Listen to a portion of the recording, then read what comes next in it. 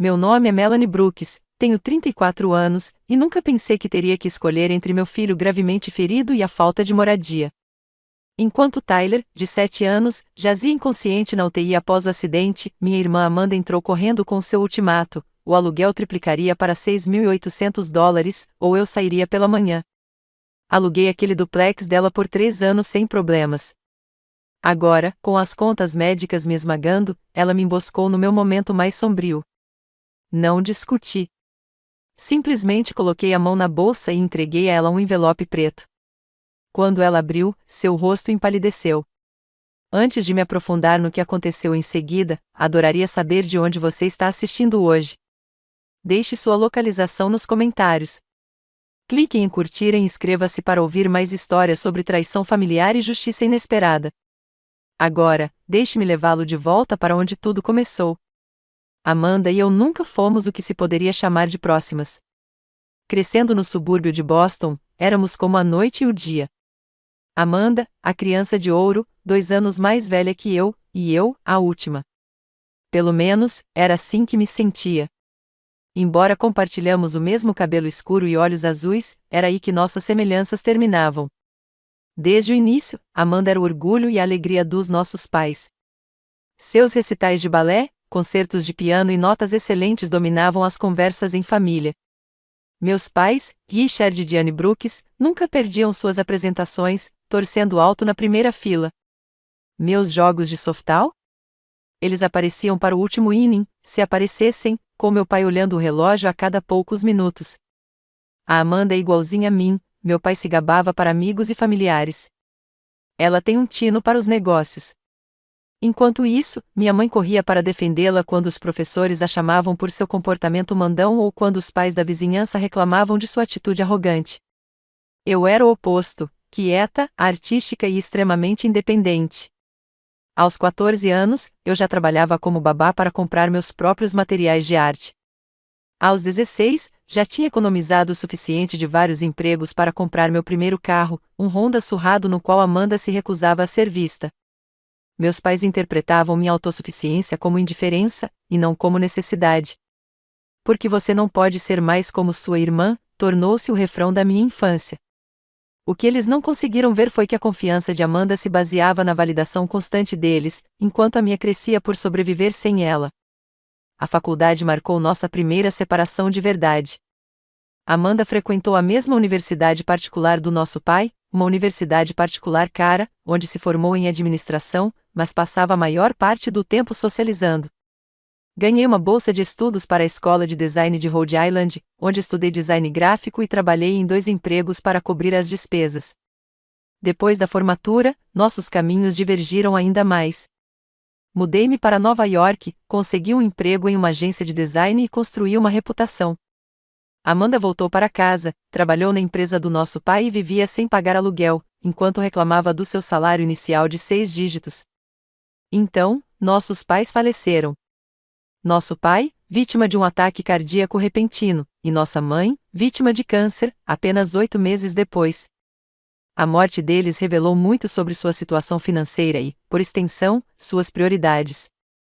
O testamento foi um choque para nós dois, mas por motivos diferentes. Embora a casa da família e a maior parte dos bens líquidos tenham ido para Amanda, descobri algo inesperado. Meu pai havia estabelecido um fundo fiduciário para mim que só poderia ser acessado quando eu completasse 30 anos. Seu bilhete explicava: Melanie, você sempre foi responsável. Isso é para garantir que você tenha segurança mais tarde na vida, quando estiver pronta para isso. Amanda ficou furiosa com o fundo, apesar de ter recebido um valor significativamente maior adiantado. Papai sempre disse que eu ficaria com tudo, reclamou ela durante a leitura do testamento. Isso não é justo. O que nem Amanda nem nossos pais sabiam era que eu vinha economizando agressivamente há anos. Quando meu aniversário de 30 anos chegou e ganhei acesso ao fundo, não precisei dele para as despesas do dia a dia. Em vez disso, criei uma LLC e comecei a procurar oportunidades de investimento, especialmente em imóveis. Foi aí que o destino interveio. A administradora de imóveis que administrava os imóveis para aluguel dos nossos pais, incluindo o duplex onde Amanda agora morava, anunciou que estava vendendo o portfólio.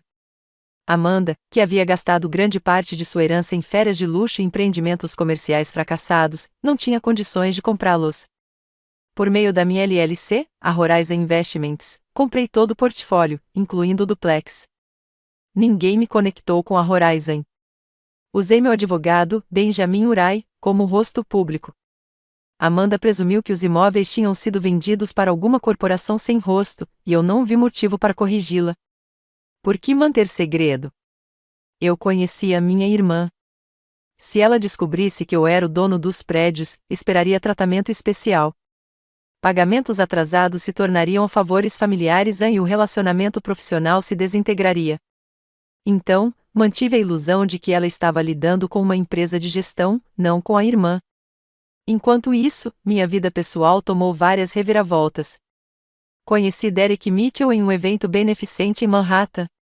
Alto, charmoso e aparentemente bem-sucedido no mundo financeiro. Nosso romance relâmpago levou ao casamento em 1 ano, e Tyler chegou 9 meses depois. Por um tempo, tudo parecia perfeito. Mas o charme de Derek mascarava falhas graves. Sua carreira de sucesso era em grande parte fabricada. Ele mudava de emprego, sendo demitido por mau desempenho ou violações éticas. Quando Tyler tinha 3 anos, descobri que Derek havia acumulado dívidas enormes de jogo e vinha roubando de nossas contas conjuntas.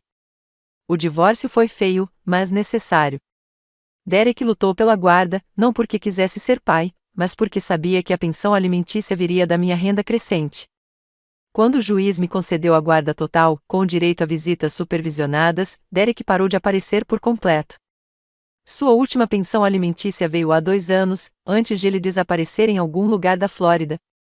Durante todo esse tempo, nunca contei a Amanda sobre minha situação financeira. Quando Tyler e eu precisávamos de um novo começo, longe de Nova York e das lembranças de Derek, abordei Amanda com uma proposta. Eu alugaria a unidade vaga no duplex onde ela morava, dando a ela uma renda estável como minha senhoria. Ela concordou entusiasticamente, provavelmente vendo isso como mais uma oportunidade de me impor algo. O acordo funcionou por 3 anos. Paguei o aluguel em dia para a administradora, que secretamente me devolvia a maior parte, como proprietária, enquanto mantinha o imóvel às minhas custas, sob o pretexto de fazer melhorias. Amanda se gabava de ser uma proprietária generosa sempre que eu consertava alguma coisa, sem nunca questionar por que o inquilino gastaria seu próprio dinheiro com responsabilidades de proprietário. Enquanto isso, continuei construindo meu negócio remoto de design gráfico, criando marcas para clientes em todo o país e criando Tyler no tranquilo subúrbio onde crescemos. A vida não era perfeita, mas era estável. Até que deixou de ser. Enquanto eu estava sentada naquele quarto de hospital, observando as máquinas respirarem pelo meu filho, não fazia ideia de que meu mundo cuidadosamente construído estava prestes a colidir com a mais recente crise de Amanda. Eu deveria ter previsto. Os problemas de Amanda tinham o hábito de se tornar a emergência de todos os outros. Aos 34 anos, eu já tinha estabelecido uma rotina confortável. Meu negócio de design gráfico havia crescido o suficiente para que eu pudesse ser seletiva com meus clientes, trabalhando remotamente do meu escritório em casa, enquanto Tyler estudava na escola primária local. Todas as manhãs, eu o acompanhava até o ponto de ônibus no final da nossa rua, com sua mochila do Homem-Aranha balançando enquanto ele pulava ao meu lado, conversando sobre dinossauros, o espaço ou qualquer que fosse sua obsessão atual. Tyler tinha meu olhar artístico e minha curiosidade, mas nada da minha timidez de infância. Aos 7 anos, ele era pura energia e imaginação, construindo elaboradas estruturas de Lego, criando seus próprios quadrinhos e fazendo amigos por onde passava. Seus professores elogiavam sua criatividade e gentileza, características que eu havia me esforçado para cultivar nele. Mãe, você acha que eu poderia ser astronauta e artista? Ele perguntava com frequência, com seus grandes olhos azuis sérios sob a cabeleira castanha. Você pode ser qualquer coisa que você quiser, eu sempre respondia, determinada a que meu filho nunca questionasse seu valor ou potencial como eu questionei enquanto crescia. A coparentalidade com Derek era inexistente. Após o divórcio, suas ligações tornaram-se pouco frequentes e, em seguida, cessaram completamente. Seus cheques de pensão alimentícia, sempre atrasados, acabaram cessando quando ele se mudou para a Flórida sem fornecer um endereço para encaminhamento. Tyler ocasionalmente perguntava sobre seu pai, mas as perguntas diminuíram com o passar do tempo. Meu coração se partiu ao vê-lo examinar os pais em eventos escolares, mas eu dediquei todo o meu amor a ser mãe e pai para ele. Nossa vida no duplex era tranquila. Meu lado tinha 3 quartos, um para cada um de nós, e meu escritório em casa, com um pequeno quintal onde Tyler podia brincar. Eu havia investido na reforma do meu apartamento quando nos mudamos, reformando a cozinha e os banheiros sob o pretexto de ser uma inquilina com um investimento em comum. Amanda, morando no apartamento anexo, ocasionalmente aparecia sem avisar, geralmente para se gabar de uma compra ou reclamar dos problemas recentes com o namorado. Minha melhor amiga na cidade era Hannah Reed, uma professora de jardim de infância com quem reencontrei depois de voltar. Ela morava a alguns quarteirões de distância e frequentemente se juntava a nós para noites de cinema ou ajudava Tyler quando eu tinha prazos.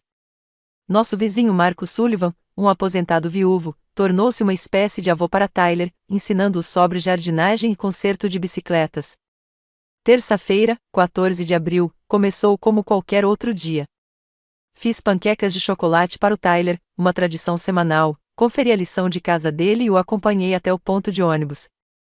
Antes de embarcar, ele me deu seu abraço de sempre e disse: "Te amo até Plutão, ida e volta, mãe." Fiquei observando até o ônibus dobrar a esquina, sem imaginar que aquele seria o último momento normal que teríamos em meses. Às 13h42, meu telefone tocou, e o número da escola iluminou a tela. Meu estômago embrulhou imediatamente. Escolas não ligam no meio do dia com boas notícias. Senhorita Brooks, a voz era do diretor Davis, tensa e com uma urgência controlada.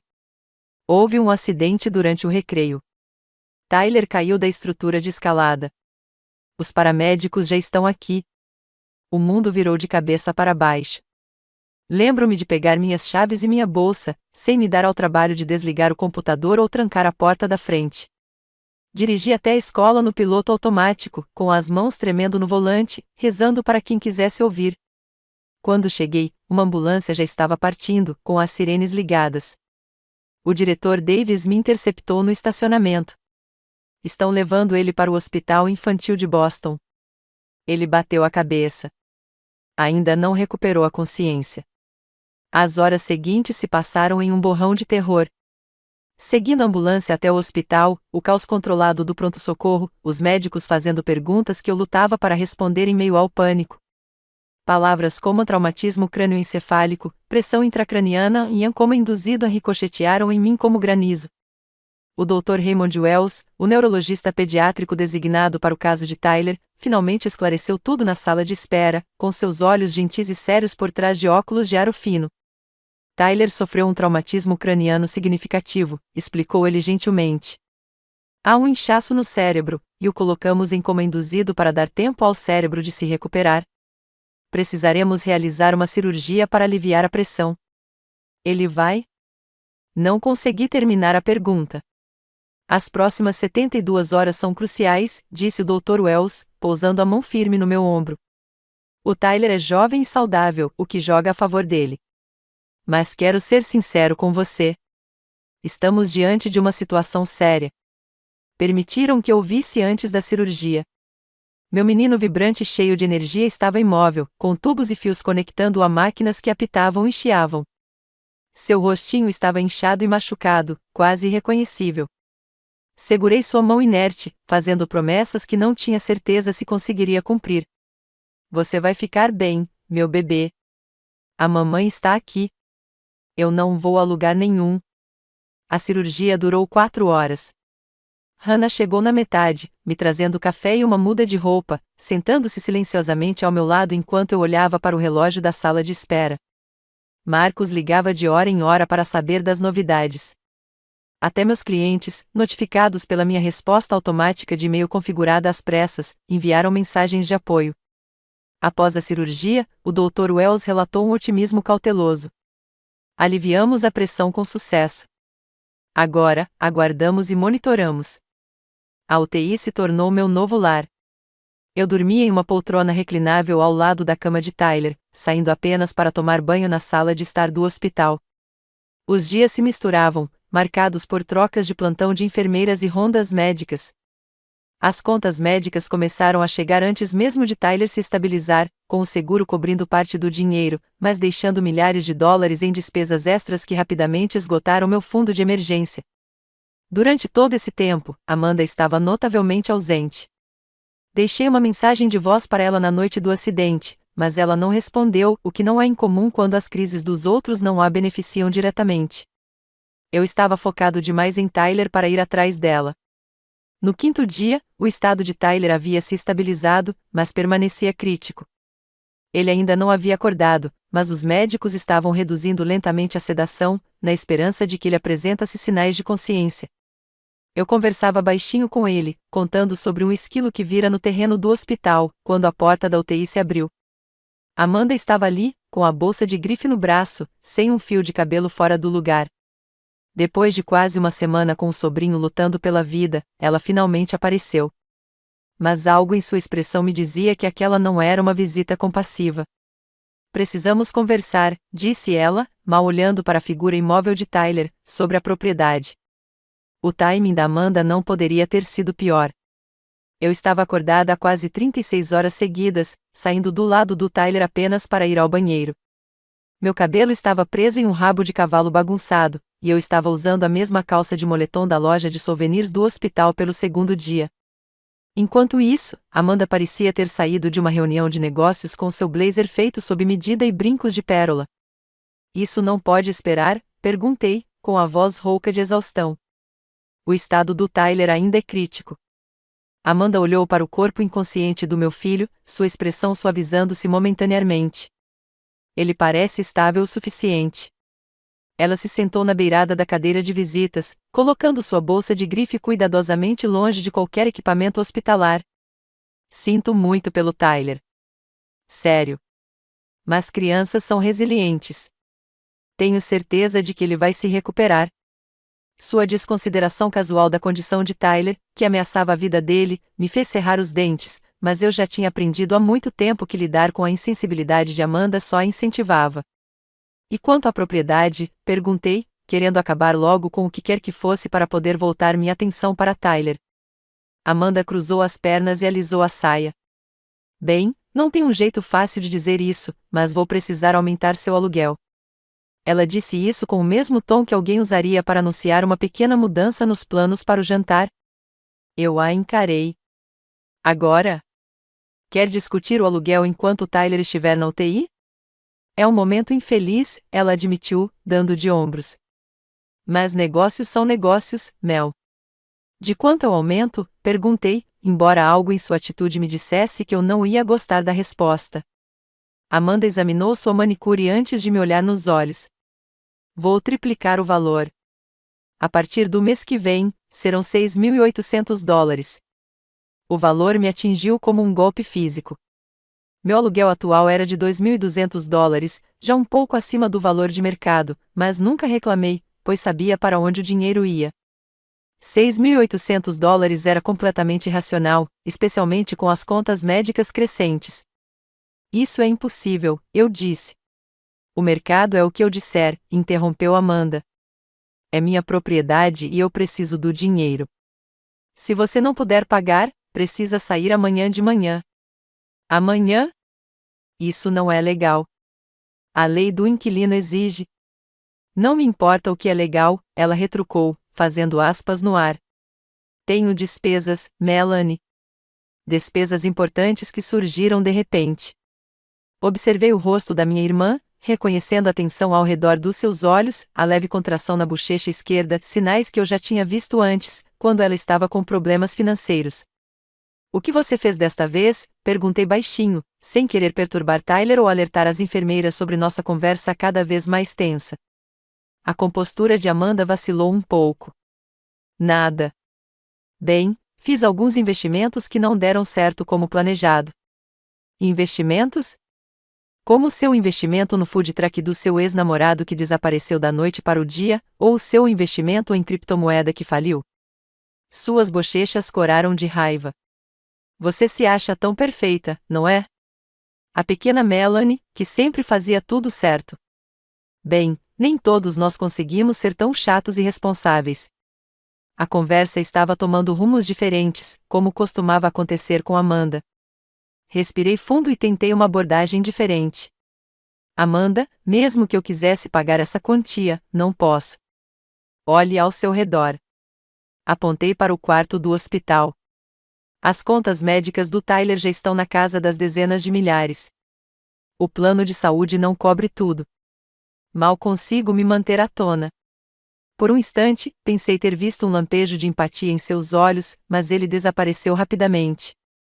Isso não é problema meu, disse ela friamente. Preciso do dinheiro. Ou pago ou saio. A escolha é sua. Uma lembrança passou pela minha cabeça, Amanda aos 10 anos, mantendo minha boneca favorita como refém, exigindo que eu lhe desse minha sobremesa por uma semana se eu a quisesse de volta. Algumas coisas nunca mudam. O que aconteceu exatamente? Insisti. Não se trata apenas de maus investimentos, não é? A fachada de Amanda se desfez ainda mais. Ela olhou para a porta e depois baixou a voz. Tudo bem. Se quer saber, tenho algumas dívidas de jogo. Significativas, para quem não aceitam o preciso de mais tempo como resposta. Lá estava. Amanda sempre teve uma queda por cassinos, começando com viagens de fim de semana para Atlantic City aos 20 e poucos anos. Parecia que a indulgência ocasional tinha aumentado. Quanto você deve? Perguntei. O suficiente para eu precisar triplicar seu aluguel, ela retrucou. Os detalhes não são da sua conta. São sim, se você estiver fazendo do seu problema o meu problema, retruquei, principalmente quando afeta a estabilidade do meu filho durante uma crise médica. Amanda se levantou abruptamente. Olha, não tenho tempo para discutir isso. $6.800 até o primeiro dia do mês que vem, ou despejo. Essas são suas opções. Já anunciei a unidade online, caso você decida ser mais dura com isso. A audácia era de tirar o fôlego, até mesmo para Amanda. Enquanto ela andava de um lado para o outro no pequeno quarto do hospital, pensei em todas as vezes em que nossos problemas se tornaram a emergência de todos. As férias em família foram canceladas porque Amanda reprovou em 3 matérias e precisava de aulas particulares de verão. Minha festa de formatura da faculdade se tornou uma comemoração do novo emprego de Amanda. Meus pais perderam o aniversário de Tyler porque Amanda havia terminado um relacionamento e precisava mais deles. Sempre, esperava-se que eu compreendesse, me acomodasse, colocasse minhas necessidades em último lugar. Era a regra tácita da família, as crises de Amanda superavam tudo. Enquanto eu observava olhar seu reflexo na janela do quarto de hospital de Tyler, ajeitando o cabelo enquanto meu filho lutava pela vida, algo mudou dentro de mim. Uma vida inteira de paciência e compreensão se transformou em determinação. Então é isso? Perguntei, com a voz mais firme do que eu esperava. Suas dívidas de jogo são mais importantes do que a recuperação do seu sobrinho, do que sua irmã ter uma casa estável durante uma emergência familiar. Amanda teve a delicadeza de parecer um pouco envergonhada, mas só por um instante. Não seja tão dramática. Tyler vai se recuperar e você vai dar um jeito. Você sempre dá. Ela pegou a bolsa e foi em direção à porta. Preciso de uma resposta até amanhã. $6.800, ou você está fora. Quando ela estendeu a mão para a maçaneta, tomei uma decisão. Durante anos, protegi Amanda das consequências. Mantive nossa farsa para poupar seu orgulho e preservar o pouco relacionamento que tínhamos. Mas, ao vê-la se afastar da cabeceira de Tyler sem nada além de exigências financeiras e sem um pingo de preocupação genuína, percebi que o tempo de proteção havia acabado. Espere, eu disse baixinho. Amanda se virou, com a impaciência estampada no rosto. O quê? Tenho uma coisa para você. Peguei minha bolsa de couro gasta ao lado da cama de hospital de Tyler, a mesma bolsa que estava ali intocada havia dias, contendo itens essenciais que eu havia pegado às pressas quando a escola ligou. Embaixo da minha carteira, do carregador do celular e de uma barra de granola pela metade, havia um envelope preto e elegante que eu sempre carregava comigo, não por expectativa, mas por preparação. Amanda observou com os olhos semicerrados enquanto eu tirava o envelope, seu pé batendo impacientemente no piso de linóleo. Se for um cheque, é melhor que seja o valor integral, disse ela, estendendo a mão. Não lhe entreguei o envelope imediatamente. Em vez disso, olhei para Tyler, tubo saindo de seu pequeno corpo, o bip rítmico dos monitores sendo o único som que indicava vida. Então, olhei de volta para minha irmã, vendo não apenas a mulher arrogante diante de mim, mas a garotinha que um dia fora minha companheira de brincadeiras antes que o tratamento diferenciado dos nossos pais nos separasse. Sabe, eu disse suavemente, passei a vida inteira tentando te entender, Amanda. Inventando desculpas para o seu comportamento, carregando o fardo do nosso relacionamento. Mesmo agora, com o Tyler lutando pela vida, ainda estou fazendo trabalho emocional por você. Amanda revirou os olhos. Me poupe da conversa de terapia e me dê a sua resposta. Você vai pagar ou vai embora? Levantei-me lentamente, com o corpo rígido dos dias na cadeira do hospital. Mesmo em pé, me senti pequena ao lado de Amanda, de salto alto, mas, pela primeira vez, não me senti diminuída pela diferença. Aqui está a minha resposta, disse eu, entregando-lhe um envelope preto. Amanda o agarrou, provavelmente esperando um cheque bancário. Suas unhas francesinhas romperam o lacre, e ela retirou o conteúdo, vários documentos legais com selos e assinaturas oficiais. O que é isso? Perguntou, a confusão substituindo a presunção. Escrituras de propriedade, respondi calmamente. E registros de propriedade. Seus olhos percorreram a primeira página e se arregalaram. Ela virou para o documento seguinte, seus movimentos se tornando cada vez mais frenéticos. Aqui diz que a Horizon Investments é dona do duplex e dos outros imóveis, mas isso não é possível. A administradora me disse. A Horizon Investments é a minha empresa, eu disse baixinho. Sou dona de todo o portfólio de imóveis há 5 anos, incluindo o duplex onde você mora. Onde nós dois moramos. A cor sumiu do rosto de Amanda. Ela olhou para os documentos novamente, como se esperasse que as palavras se reorganizassem. Isso não é, você não pode, papai deixou essas propriedades para serem administradas por... Papai deixou ativos líquidos para você e um fundo para mim, corrigi gentilmente. Quando a administradora decidiu vender o portfólio, você não tinha condições de comprá-lo, mas eu tinha, por meio da minha LLC. Amanda afundou na cadeira de visitas, os papéis tremendo em suas mãos. Então, todo esse tempo, quando eu pensava que era sua senhoria, você era na verdade minha inquilina, confirmei. Mantive o acordo porque parecia te fazer feliz, pensando que você tinha algum poder sobre mim. E, honestamente, era mais simples do que lidar com as consequências de você saber a verdade. O aluguel ia para a administradora, que pegava a taxa e repassava o restante para a Horizon Investments, para mim. Eu basicamente pagava o aluguel para mim mesma, mantendo a ilusão de que você estava no comando. O choque de Amanda estava dando lugar à raiva, suas bochechas ficando vermelhas. Isso é um truque. Você está mentindo. Ligue para o Benjamin Urai, sugeri, nomeando meu advogado. O número dele está nos documentos. Ele cuida de todos os assuntos jurídicos da Horizon. Ele vai confirmar tudo. À medida que a realidade se instalava, a expressão de Amanda oscilava entre descrença, raiva e, finalmente, medo. E agora, ela perguntou, com a voz mais grave do que eu ouvia há anos. Você vai me despejar? É essa a sua vingança? Quando Amanda saiu furiosa, a porta se fechando atrás dela, Natalie ergueu uma sobrancelha. Família, eu disse, em tom de explicação. Ela cantarolou, compreensiva, enquanto verificava os monitores de Tyler. A família pode ser a maior bênção e o maior desafio ao mesmo tempo. Sentei-me novamente ao lado de Tyler, segurando sua mãozinha.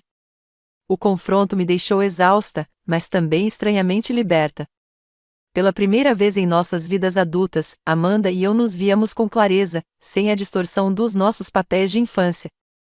Enquanto Natalie trabalhava eficientemente ao nosso redor, inclinei-me perto do ouvido de Tyler e sussurrei: somos só você e eu contra o mundo, amigo, e somos mais fortes do que qualquer um imagina. Eu não fazia ideia de que nossa força seria testada ainda mais antes que a noite acabasse. A calma após a saída dramática de Amanda durou exatamente 43 minutos. Eu cochilava na cadeira ao lado da cama de Tyler, minha mão ainda apoiada na dele, quando o monitor de repente explodiu em uma cacofonia de alarmes. O corpo de Tyler ficou rígido e começou a convulsionar. Convulsão, gritou Natalie, apertando o botão de emergência enquanto simultaneamente abaixava a cama de Tyler para uma posição horizontal. O quarto se encheu de profissionais de saúde. Alguém me puxou para longe da cama com delicadeza, mas firmeza, enquanto a equipe cuidava do meu filho. O Dr. Wells chegou momentos depois, gritando ordens enquanto avaliava Tyler. A pressão arterial está caindo, gritou uma enfermeira. O 2 caiu para 82, relatou outra. Precisamos entubar agora, decidiu o Dr. Wells. Preparem a OR3. Vamos voltar. Fiquei encostado na parede, com as mãos cobrindo a boca, observando impotente enquanto se preparavam para levar Tyler de volta à sala de cirurgia. Enquanto destravavam as rodas da cama, o Dr. Wells se aproximou de mim. A pressão intracraniana aumentou repentinamente, explicou, com a voz calma apesar da urgência. Precisamos operar imediatamente para aliviá-la. Mas ele estava estável, sussurrei. Você disse que ele estava estável. Com lesões cerebrais, as condições podem mudar rapidamente, disse ele, colocando a mão firme no meu ombro. Preciso do seu consentimento para uma cirurgia de emergência. Assinei os formulários sem vê-los completamente, com a visão turva pelas lágrimas enquanto levavam Tyler para longe. O Dr. Wells fez uma pausa. Faremos tudo o que pudermos, prometeu antes de seguir a equipe pelo corredor. Sozinho na sala repentinamente silenciosa, desabei na cadeira, minhas pernas não aguentando mais. As máquinas apitando, os lençóis amassados, evidências da presença de Tyler, mas não de Tyler. A ausência era ensurdecedora. Não sei quanto tempo fiquei ali, paralisada em choque, antes que Hannah entrasse de repente, ainda usando suas roupas de sala de aula, com a preocupação estampada no rosto. Vim assim que recebi sua mensagem, disse ela, embora eu não me lembrasse de ter enviado uma mensagem para ela. Devo ter feito isso no piloto automático enquanto assinava os formulários de consentimento. Como não respondi, Hannah se ajoelhou diante de mim, segurando minhas mãos geladas. Melanie, o que aconteceu? Eles o levaram de volta para a cirurgia, consegui dizer, com a voz distante dos meus próprios ouvidos. O cérebro dele, a pressão, ele estava tendo convulsões. Hannah me abraçou e algo se rompeu. A barreira de compostura que eu mantive por dias, durante o acidente, a primeira cirurgia, a espera interminável, até mesmo o ultimato cruel de Amanda, finalmente se rompeu. Solucei no ombro de Hannah, gritos guturais e ásperos que pareciam vir de algum lugar além de mim. Ele não pode morrer, ofeguei entre soluços. Ele é tudo o que eu tenho. Ele é tudo. Ele não vai morrer, disse Hannah com firmeza, embora nós duas soubéssemos que ela não tinha poder para fazer tais promessas. Ele é um lutador, assim como a mãe. O tempo perdeu todo o sentido naquela sala de espera.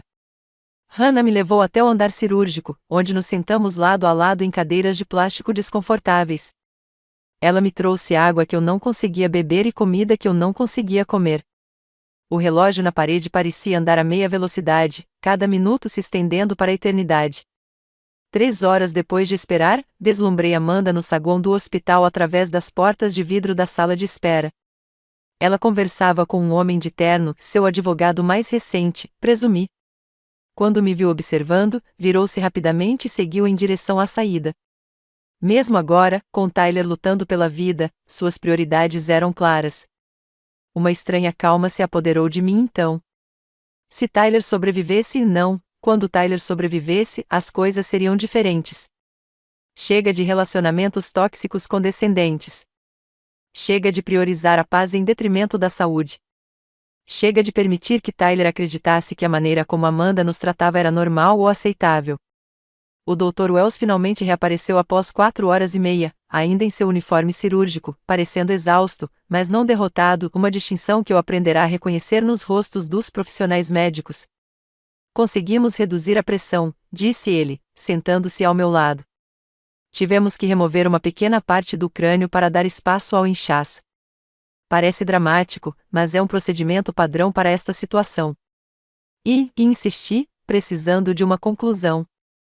Ele está estável, continuou o Dr. Wells. Mais estável do que antes. As próximas 48 horas serão cruciais. Vamos mantê-lo em coma induzido para dar ao cérebro a chance máxima de se recuperar, mas ele vai acordar eventualmente. Não consegui me conter e fiz a pergunta que me assombrava desde a primeira cirurgia. O Dr. Wells não me deu falso conforto. Lesões cerebrais são imprevisíveis. Alguns pacientes se recuperam totalmente, outros parcialmente. Alguns têm efeitos duradouros. É muito cedo para saber em que ponto desse espectro Tyler se encaixará. Assenti, apreciando sua honestidade, mesmo que isso me apavorasse. Posso vê-lo? Perguntei. Ele está se recuperando agora. Assim que estiver na UTI, a enfermeira virá buscá-lo. Quando o Dr. Well saiu, Hannah insistiu que eu comesse alguma coisa. Ela me guiou até o refeitório e colocou um sanduíche e suco de maçã na minha frente. Consegui dar algumas mordidas mecânicas, sem sentir o gosto de nada. Você precisa manter a força, ela me lembrou gentilmente. O Tyler vai precisar de você a todo vapor quando acordar. Quando, não se. A escolha das palavras não me passou despercebida. De volta à sala de espera da UTI, Hannah finalmente respondeu ao que obviamente estava se perguntando. Eu vi a Amanda saindo mais cedo. Ela realmente veio te apoiar? Dei uma risada vazia. Não exatamente. Contei ela sobre o ultimato da Amanda e minha revelação sobre a propriedade do imóvel. Hannah arregalou os olhos. Você era dona do duplex esse tempo todo? E ela nunca soube. Eu mantive segredo para simplificar, expliquei. Mas ameaçar triplicar o aluguel enquanto Tyler luta pela vida? Isso ultrapassou um limite que eu não consigo desfazer. O que você vai fazer agora? Antes que eu pudesse responder, Natalie apareceu. Você pode vê-lo agora.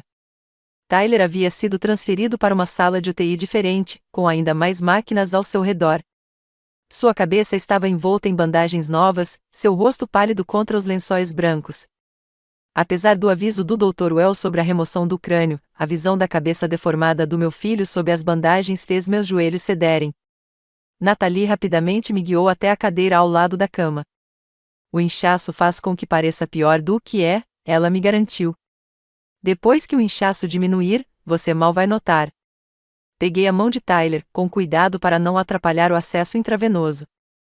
Ei, TY, sussurrei, usando meu apelido especial para ele. Mamãe chegou. Não vou a lugar nenhum. Hannah ficou a noite toda, dormindo desajeitadamente na poltrona perto da janela enquanto eu mantinha minha vigília ao lado da cama de Tyler. A cada hora, enfermeiros vinham verificar seus sinais vitais e a resposta pupilar. A cada vez, eu prendia a respiração até que eles assentissem, satisfeitos. O amanhecer estava raiando quando os dedos de Tyler se contraíram nos meus. Um movimento mínimo, tão sutil que pensei ter imaginado. Mas então aconteceu de novo, uma pressão definitiva contra a minha palma. Tyler, sussurrei, aproximando-me. Está me ouvindo, querida? Nenhuma resposta, mas o movimento da mão era inconfundível. Apertei o botão de chamada e Natalie apareceu em segundos. A mão dele se mexeu, contei a ela, tentando conter minha excitação. Ele apertou minha mão 2 vezes. Natalie verificou os monitores e, em seguida, apontou uma luz para cada um dos olhos dele, observando atentamente a resposta pupilar.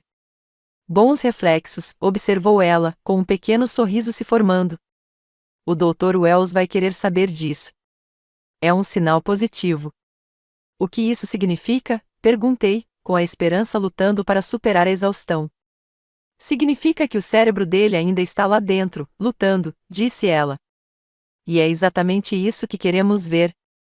Quando o turno da manhã chegou e o hospital começou a ganhar vida, senti algo que não sentia desde o acidente, uma pequena centelha de otimismo, frágil, mas persistente, como o primeiro broto verde após um incêndio florestal devastador. Tyler tinha um longo caminho pela frente, mas ele ainda estava comigo, ainda lutando. E por enquanto, isso bastava.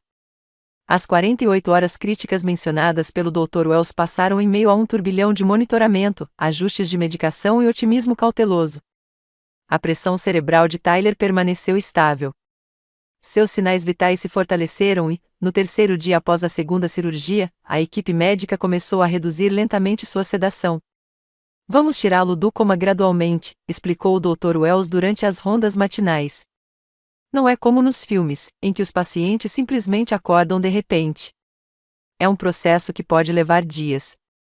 Eu havia me instalado permanentemente no quarto de Tyler, saindo apenas quando absolutamente necessário. Hannah trouxe roupas limpas e levou minha roupa para lavar em casa. Marcos passou por lá com sopa caseira, garrafas térmicas e atualizações sobre o bairro. Meus clientes foram compreensivos, com muitos insistindo que eu tirasse uma licença remunerada em vez de tentar trabalhar remotamente no hospital. O que eu não tinha visto era Amanda. Depois do nosso confronto, ela ficou completamente em silêncio. Nenhuma ligação, nenhuma mensagem, nem mesmo mensagens repassadas por conhecidos em comum. Uma parte de mim estava aliviada, outra parte se preocupava com o que ela poderia estar planejando. No 5º dia após a segunda cirurgia, enquanto eu ajudava a enfermeira a virar o Tyler para evitar escaras, meu celular vibrou com repetidas notificações de texto. Quando finalmente verifiquei, encontrei 17 mensagens de Amanda, variando de acusações raivosas a pedidos de desculpas emocionados e perguntas práticas sobre a situação da propriedade. A última mensagem dizia: "Precisamos conversar pessoalmente hoje." Mostrei as mensagens para Hannah, que havia chegado com o almoço. "Você não deve uma resposta a ela agora", Hannah ressaltou. "Seu foco é o Tyler." "Eu sei", suspirei. "Mas deixar as coisas sem resolver com a Amanda só vai criar mais drama depois. E, sinceramente, prefiro lidar com isso agora, enquanto o Tyler ainda está sedado, do que quando ele estiver mais consciente." Mandei uma mensagem de texto para Amanda, avisando que ela poderia ir ao hospital às 15 horas, quando Tyler estaria fazendo exames, o que nos daria 30 minutos para conversar em particular. Enquanto esperava por Amanda, liguei para Benjamin Urai, meu advogado, para obter esclarecimentos jurídicos sobre a situação. "Você tem todo o direito de despejá-la, dadas as circunstâncias", aconselhou Benjamin depois que expliquei o ocorrido.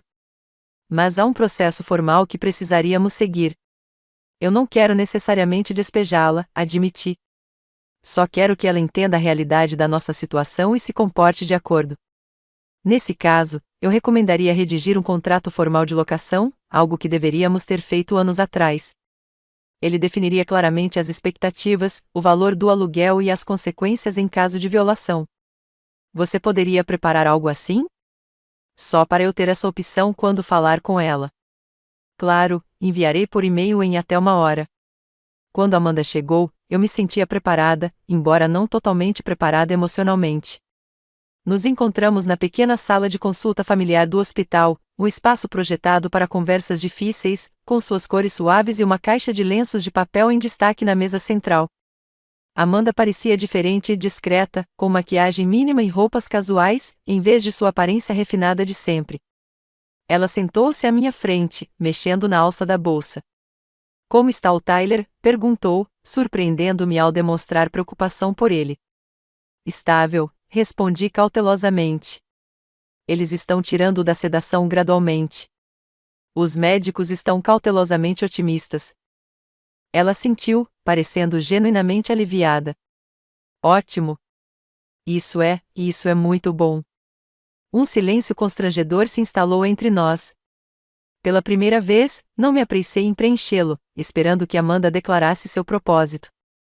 "Eu verifiquei tudo", disse ela finalmente, "sobre os imóveis.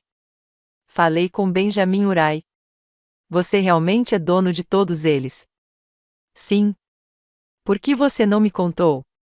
Havia mágoa em sua voz agora, junto com a indignação. "Todos esses anos, me deixando acreditar que eu estava no comando quando, na verdade, você estava, o quê? Rindo de mim pelas costas." "Eu não estava rindo, Amanda. Eu estava evitando exatamente esse tipo de drama. Se você soubesse que eu era dona do prédio, teria respeitado os limites entre locador e inquilino? Ou teria esperado tratamento especial, perdão por atraso de pagamento, melhorias gratuitas?" O silêncio dela foi resposta suficiente. "E claramente", continuei, "eu tinha razão em me preocupar, visto que seu primeiro instinto ao enfrentar problemas financeiros era extorquir sua irmã enquanto o filho dela estava na UTI. Amanda estremeceu com a minha caracterização, mas não negou.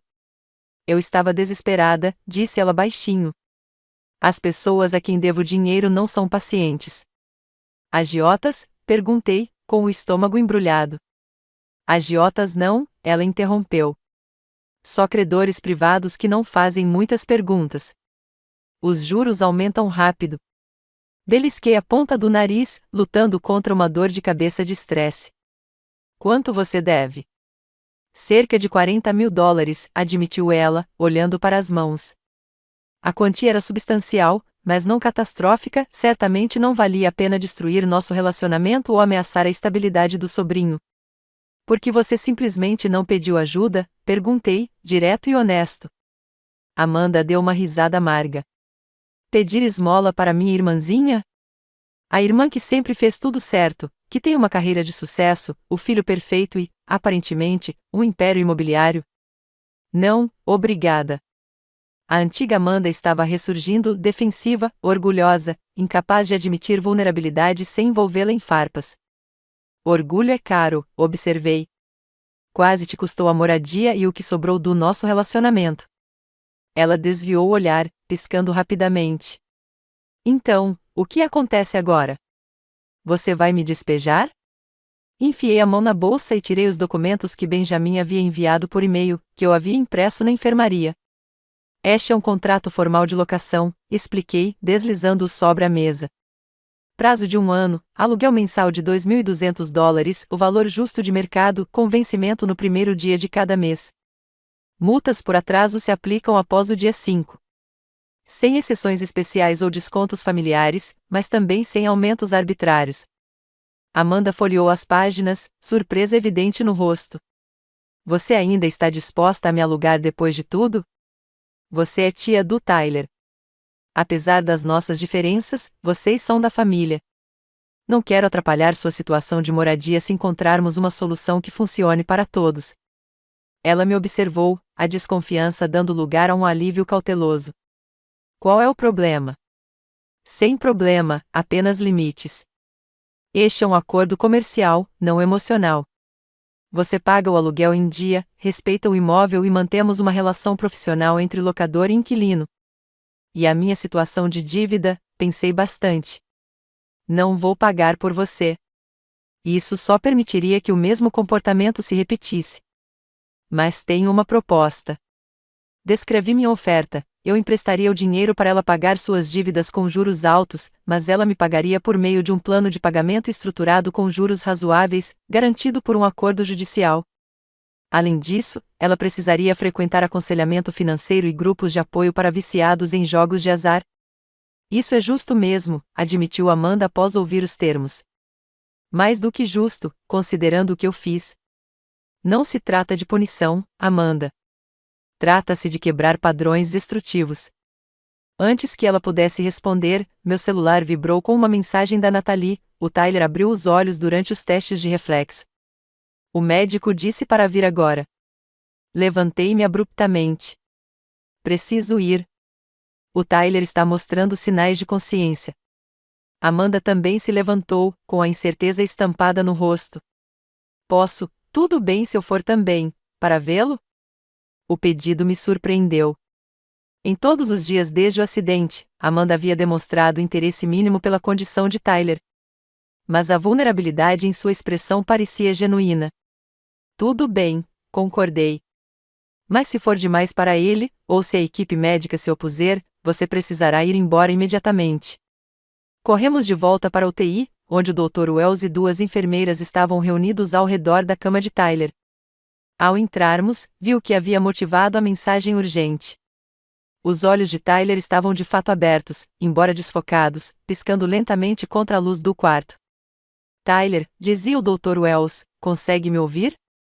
Pisque 2 vezes se conseguir me ouvir. Prendemos a respiração. Uma piscada lenta, depois outra. Ótimo, disse o Dr. Wells, encorajando-o, sua mãe está aqui. Consegue olhar para ela? Fui para o lado da cama, em frente ao médico, com Amanda parada perto da porta. Os olhos de Tyler se voltaram para mim, com dificuldade para se concentrar. Oi, querida, eu disse, com a voz embargada. É a mamãe. Estou bem aqui. Por um momento, não houve reconhecimento em seu olhar. Então seus lábios se moveram levemente, formando o que poderia ter sido uma tentativa de mãe, embora nenhum som tenha saído do tubo de respiração. Não tente falar, instruiu o Dr. Wells gentilmente. Você tem um tubo ajudando você a respirar. Apenas descanse. A conexão durou apenas alguns segundos antes que os olhos de Tyler se fechassem novamente, mas foi o suficiente para me fazer chorar. Este é um excelente progresso, garantiu-me o Dr. Wells. O fato de ele ser receptivo, reconhecer você e tentar se comunicar são todos sinais positivos. Assenti, emocionado demais para conseguir falar. Quando finalmente ergui os olhos, vi Amanda observando da porta, com os olhos marejados de lágrimas. Ao longo da semana seguinte, a melhora de Tyler continuou constante. O tubo de respiração foi removido e substituído por uma cânula nasal. Ele começou a falar frases curtas, a reconhecer rostos familiares e até a assistir a desenhos animados curtos no tablet que Hannah trouxera de casa. A parte do crânio que haviam removido precisaria ser recolocada em uma cirurgia futura, mas, por enquanto, um capacete especial protegia a área vulnerável quando ele estava acordado. Durante todo esse tempo, Amanda se tornou uma presença mais regular. Ela não ficava muito tempo durante as visitas, claramente desconfortável em ambientes hospitalares, mas vinha dia sim, dia não, trazendo pequenos presentes, um novo dinossauro de pelúcia, revistas em quadrinhos, uma luz noturna com tema espacial que projetava estrelas no teto. A tia Amanda trouxe uma coisa legal para você hoje, contei a Tyler durante uma dessas visitas, 2 semanas após sua segunda cirurgia. Ele estava sentado na cama, ainda fraco, mas cada vez mais alerta. É outro dinossauro? Perguntou, com a fala um pouco mais lenta do que antes, mas melhorando a cada dia. Amanda riu, tirando um pacotinho da bolsa. Desta vez não, amigo. É um kit de foguete modelo que podemos construir juntos quando você estiver se sentindo melhor. O rosto de Tyler se iluminou. Incrível! Eu adoro foguetes. Eu lembro, disse Amanda suavemente. E percebi que ela realmente se lembrava, ela o ouvirá falando sobre o espaço durante uma de suas raras visitas à nossa casa meses atrás. Foi um detalhe, mas o fato de ela ter prestado atenção o suficiente para se lembrar do interesse dele me tocou inesperadamente. Mais tarde, enquanto eu acompanhava Amanda até o elevador, ela parou antes de apertar o botão de chamada. Assinei o contrato de locação, disse ela, tirando o documento dobrado da bolsa. E pesquisei sobre aquelas sessões de aconselhamento financeiro que você mencionou. Que bom, respondi, genuinamente satisfeito com a iniciativa dela. Eu também queria que você soubesse, me desculpe. Não só pela questão do aluguel, mas por tudo. Pelo jeito como tratei você e o Tyler ao longo dos anos. Ela olhou para o chão, estranhamente vulnerável. Eu sempre tive inveja de você, sabia? Inveja de mim? Não consegui esconder minha surpresa. Mas você sempre foi o favorito, aquele que tinha tudo. Eu tenho coisas, ela corrigiu. Você tem força, independência, conexões reais com pessoas que realmente se importam com você, não apenas com o que você pode fazer por elas. Ela gesticulou em direção ao quarto de Tyler. Um filho que se ilumina quando você entra no quarto. Você sabe o quanto isso é valioso? Antes que eu pudesse responder, o elevador chegou. Amanda entrou e segurou a porta aberta por mais um instante. Estou tentando melhorar, disse ela simplesmente. É mais difícil do que eu imaginava. Conforme as portas se fechavam entre nós, percebi que, pela primeira vez em nossas vidas adultas, minha irmã e eu poderíamos estar caminhando em direção a um relacionamento autêntico, não a irmandade perfeita dos sonhos de infância, mas algo real, com limites e respeito de ambos os lados. O caminho à frente seria desafiador, tanto para a recuperação de Tyler quanto para a cura da nossa família. Mas, pela primeira vez, senti a esperança de que todos nós poderíamos sair mais fortes desta crise do que antes. 3 meses após o acidente de Tyler, finalmente voltamos para casa. O retorno não foi nada parecido com o que eu havia imaginado durante aqueles primeiros e aterrorizantes dias na UTI. Eu havia imaginado carregar meu filho fraco e quase inconsciente para dentro de casa, montar uma cama de hospital na sala de estar e, essencialmente, criar uma unidade de enfermagem domiciliar. Em vez disso, Tyler entrou pela porta da frente sozinho, seu capacete com tema espacial protegendo a área ainda em cicatrização de seu crânio, um largo sorriso iluminando seu rosto quando ele viu o cartaz Bem-vindo ao Lar, Tyler que Hannah e Marcus tinham pendurado na sala de estar. Meus legos, exclamou ele, avistando sua dourada coleção exatamente como a havia deixado na manhã do acidente. Mãe, posso construir alguma coisa? Depois que você descansar um pouco, concordei, sabendo que seus níveis de energia ainda oscilavam drasticamente. E lembre-se do que o Dr. Wells disse sobre fazer pausas.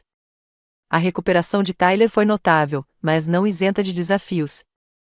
A equipe neurológica foi honesta comigo sobre o que esperar. Embora ele tivesse recuperado a maioria das funções motoras e sua personalidade permanecesse intacta, ele tinha dificuldades com a memória de curto prazo, frustrava-se facilmente e cansava-se rapidamente. Teria meses de terapia ambulatorial pela frente, e o capacete protetor permaneceria até a cirurgia de substituição do crânio, que aconteceria em mais 3 meses. Mas ele estava vivo. Estava em casa. E ainda era o meu Tyler, talvez um pouco diferente, mas sua curiosidade, gentileza e imaginação permaneciam intactas pelo trauma sofrido por seu jovem cérebro. Enquanto Tyler se acomodava no sofá com um documentário sobre dinossauros, sua obsessão atual tendo se expandido para incluir a paleontologia, desfiz as malas do hospital com as quais vivemos por 92 dias. Hannah havia limpado a casa minuciosamente antes da nossa chegada, chegando a colocar flores frescas na mesa da cozinha. Uma batida na porta revelou Marcos segurando uma lasanha caseira. Imaginei que cozinhar era a última coisa com que você precisava se preocupar hoje à noite, disse ele, com os cantos dos olhos se enrugando com seu sorriso gentil. Você é um salva-vidas, eu disse a ele, aceitando o prato com gratidão. Quer entrar? Tyler adoraria te ver. A noite se transformou em uma recepção improvisada, com Hannah chegando da escola com cupcakes, e até Benjamin passando por lá com um vale-presente para um serviço de entrega de refeições. Em meio a tudo isso, Tyler absorvia a atenção, exibindo seus novos conhecimentos médicos. Você sabia que o cérebro humano parece gelatina?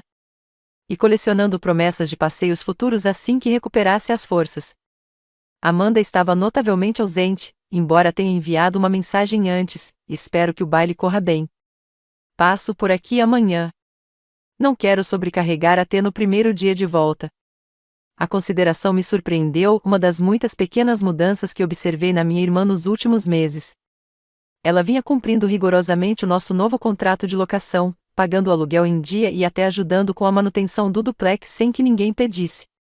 Nossas conversas permaneceram um tanto forçadas, décadas de disfunção não apagadas por uma única crise, mas o esforço de ambas as partes foi genuíno.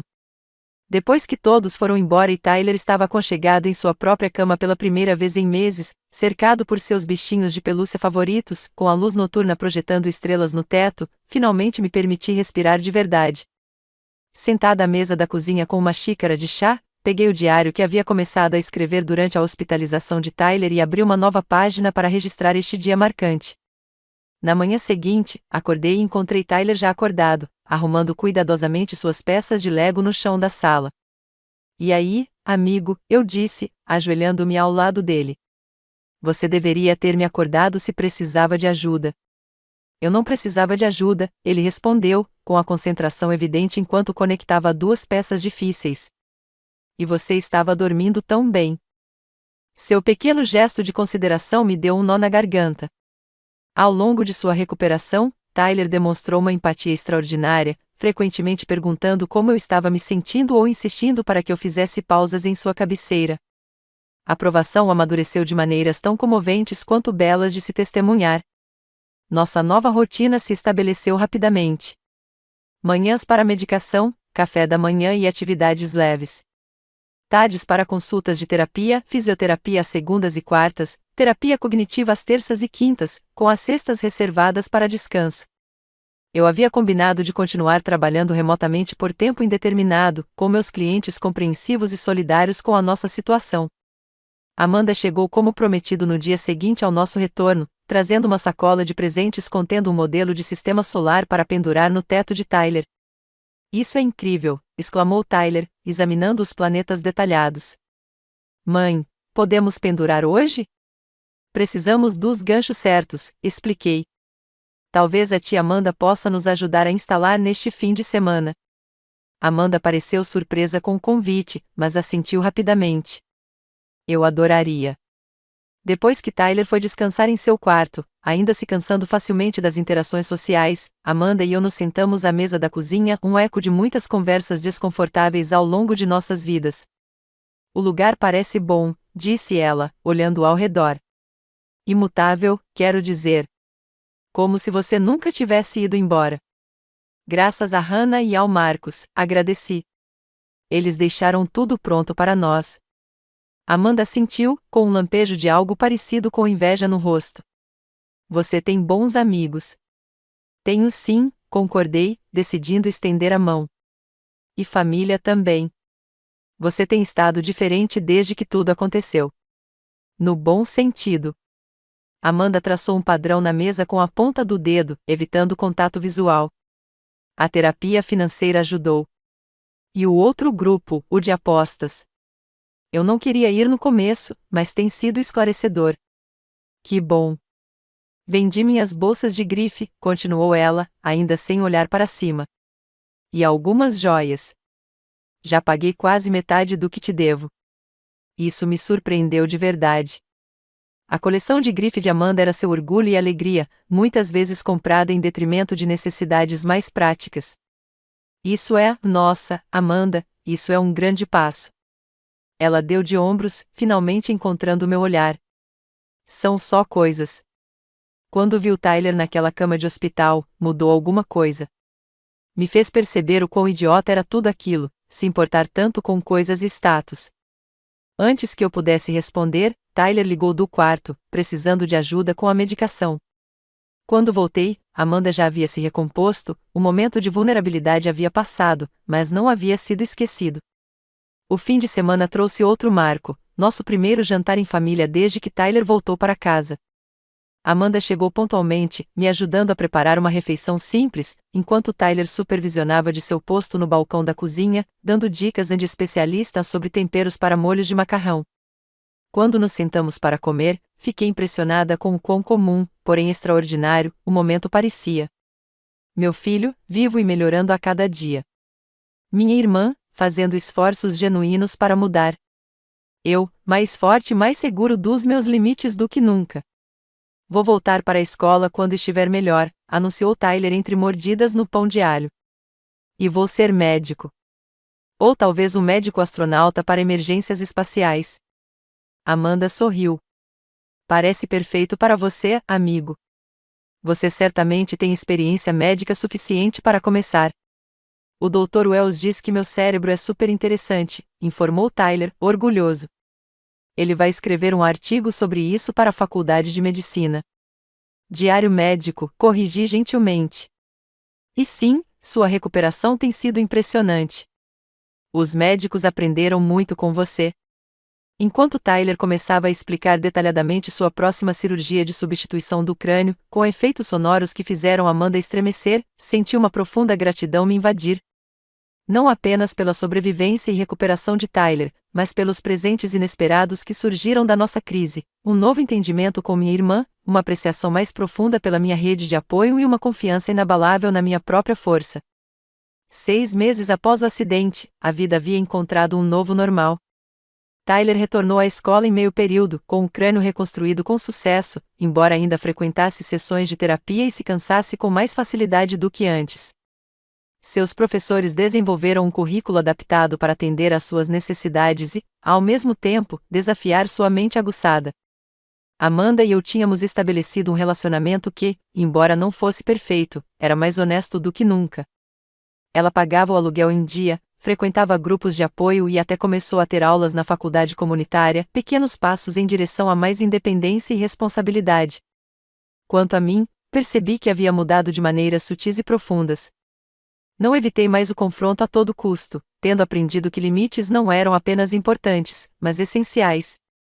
Falei mais diretamente, tomei decisões com mais confiança e valorizei meu próprio julgamento de maneiras que nunca havia feito antes. Certa noite, enquanto Tyler e eu estávamos sentados na varanda dos fundos assistindo ao pôr do sol, um ritual que havíamos desenvolvido desde a recuperação dele, ele fez uma pergunta que me pegou de surpresa. Mãe, você está feliz com o que aconteceu? Não pela parte do acidente, mas pelas outras coisas. Como assim, amigo? Ele franziu a testa, procurando as palavras certas, algo com que às vezes ainda lutava. Como com a tia Amanda. E você sendo mais corajoso agora. Sua percepção me assustou. Como você sabe que eu sou mais corajoso? Tyler deu de ombros. Você fala diferente. Seja mais ereto. Não deixe que as pessoas te deixem triste novamente. Ele fez uma pausa e acrescentou, com a sabedoria simples da infância: você sabe quem você é agora. Puxei-o para perto, aquela criança extraordinária que tinha passado por tanta coisa e ainda enxergava o mundo com tanta clareza. Você tem razão, admiti. Às vezes, os momentos mais difíceis nos ensinam as lições mais importantes. Não estou feliz com o que aconteceu com você e eu tiraria sua dor num piscar de olhos, se pudesse. Mas sou grata pelo que aprendemos, por como nos fortalecemos juntos. Tyler assentiu seriamente. Como meu médico disse, a gente se adapta e supera. Exatamente assim, concordei, observando os últimos raios de sol dourarem seu perfil. A jornada não foi aquela que eu teria escolhido, o terror de quase perder meu filho, a traição da minha irmã, os meses de incerteza e recuperação. Mas, em meio a tudo isso, descobri verdades que talvez nunca tivesse aprendido de outra forma, que eu era mais forte do que imaginava, que limites eram atos de amor e não de egoísmo, e que, às vezes, as crises mais dolorosas levavam à cura mais profunda. Quando Tyler começou a apontar as primeiras estrelas da noite que apareciam no céu escuro, nomeando constelações que ele havia memorizado durante as longas noites no hospital, fiz uma promessa silenciosa a mim mesmo e a ele: levar essas lições adiante, continuar construindo uma vida onde a autenticidade e o respeito próprio fossem fundamentos e não aspirações. Nossa história não havia acabado. De muitas maneiras, parecia que estávamos apenas começando um novo capítulo. Quaisquer que fossem os desafios que nos aguardavam, nós os enfrentaríamos juntos, mais fortes por termos superado a tempestade. E você? Já teve que enfrentar um familiar que se aproveitou da sua gentileza ou passou por uma crise que, no fim das contas, levou a uma mudança positiva? Compartilhe sua história nos comentários abaixo. E se esta história ressoou com você, curta, inscreva-se e compartilhe com alguém que precise ouvir que a força muitas vezes emerge dos nossos momentos mais difíceis. Obrigado por se juntar a nós nesta jornada. E lembre-se, às vezes, as palavras mais poderosas que podemos aprender a dizer são simplesmente: chega.